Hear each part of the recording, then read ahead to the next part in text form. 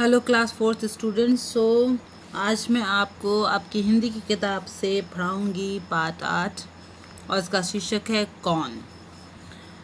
कौन मतलब ये आपको इस कविता में ढूंढना है कि आखिर वो कौन है जो ये सारे कार्यों को करता है। ठीक है, तो ये कविता है और इस कविता को लिखा गया है सोहन लाल द्विवेदी जी के द्वारा। ठीक है, तो चलिए इस कविता को हम पढ़ना शुरू करते हैं। किसने बटन हमारे कुतरे, किसने स्याही को बिखराया, कौन चट कर गया दुबक्कर घर भर में अनाज बिखराया। तो यहाँ पर बोला जा रहा है कि किसने, जो इसमें जिसने ये लिखा है सोहन लाल द्विवेदी जी पूछ रहे हैं कि आखिर किसने हैं जो बटन कुतर दिए हैं, स्याही को बिखरा दिया है और कौन दुबक्कर घर भर में अनाज को बिखरा गया है। तो आप बताइए ऐसा काम कौन करता है, कुतरने का काम कौन करता है, ये बताइए। कुतरने का काम कौन करता है?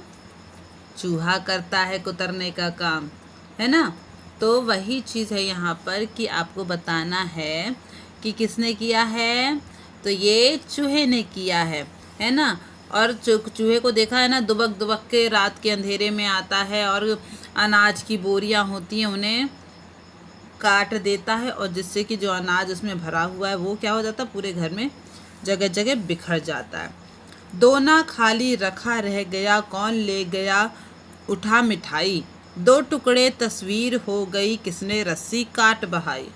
तो मतलब यहाँ पे दोना खाली यानी दोना वो जिसमें कि हम मिठाई रख के खाते हैं ना, जो कागज की कटोरी पत्ते की कटोरी बनी होती है ना, तो उसकी मिठाइयाँ ले गया, कौन ले गया, है ना। और किसने रस्सी को काट दिया। तो ये सब काम चूहा करता है ना। अगर मिठाइयाँ रखी हुई हैं तो उठा उठा के ले जाता है ना। उसको बैठ के खा लेता है, जो थोड़ा बहुत होता है उठा के भी ले जाता है। ठीक, कभी कुतर जाता है चप्पल, कभी कुतर जूता है जाता, कभी खलीता पर बनाती अनजाने पैसा गिर जाता। तो वो जूते चप्पल को भी कुतर देता है कभी कभी, और खलीता मतलब यहाँ पे बटुए से है, ठीक है, जिसमें कि हम पैसे रखते हैं ना। अब वो भी कभी कभी काट देता है, तो उससे क्या गिरने लगते हैं, पैसे गिरने लगते हैं। किसने जिल्द काट डाली है, बिखर गए पोथी के पन्ने, रोज टांगता धो धो कर मैं, कौन उठा ले जाता छन्ने।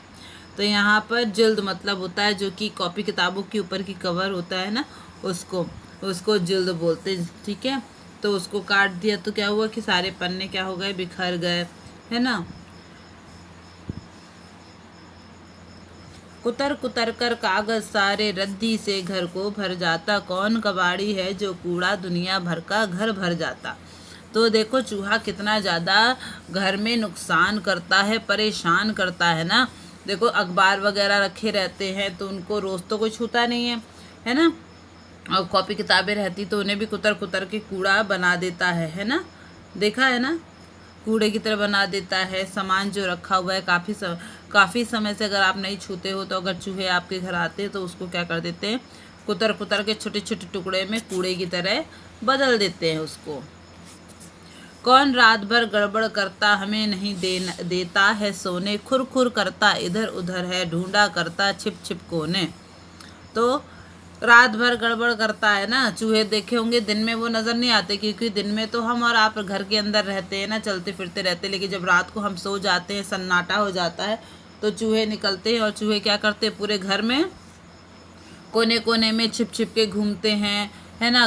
कभी कभी तो बर्तनों को, सामानों को नीचे गिरा देते हैं, है ना। तो यहाँ पे कवि यही कह रहा है कि जो एक कौन है जो कि रात में गड़बड़ करता है और सोने भी नहीं देता है। रोज रात भर जगता रहता, खुर खुर इधर उधर है धाता, बच्चों उसका नाम बताओ, कौन शरारत यह कर जाता, है ना। तो रोज रात भर जागता है ना। बताइए बच्चों उसका नाम बताना है आपको। तो मैंने तो आपको ऑलरेडी बता दिया है कि वो कौन ये सब काम करता है। कौन करता है शरारत भरा ये सब काम? चूहा करता है। चूहे छोटे भी होते हैं, बड़े भी होते हैं ना, बहुत ज़्यादा नुकसान करते। तो इस कविता में कवि जो है ये बताने की कोशिश कर रहा है कि जो ये चूहा है वो कितना ज़्यादा परेशान करता है, नुकसान करता है, और रात में सोने भी नहीं देता, इतना ज़्यादा वो परेशान करता है। तो ठीक है बच्चों, ये आपकी कविता यहीं पर ख़त्म हो रही है। और कविता का शीर्षक तो आपको मालूम है क्या है, कौन। ठीक है, तो इससे संबंधित वर्क मैं आपको भेज दूँगी। ठीक है, तो अपनी कॉपी को तैयार करते रहिए, अपने कॉपी का काम करते रहिए। ठीक है, चलिए, थैंक यू।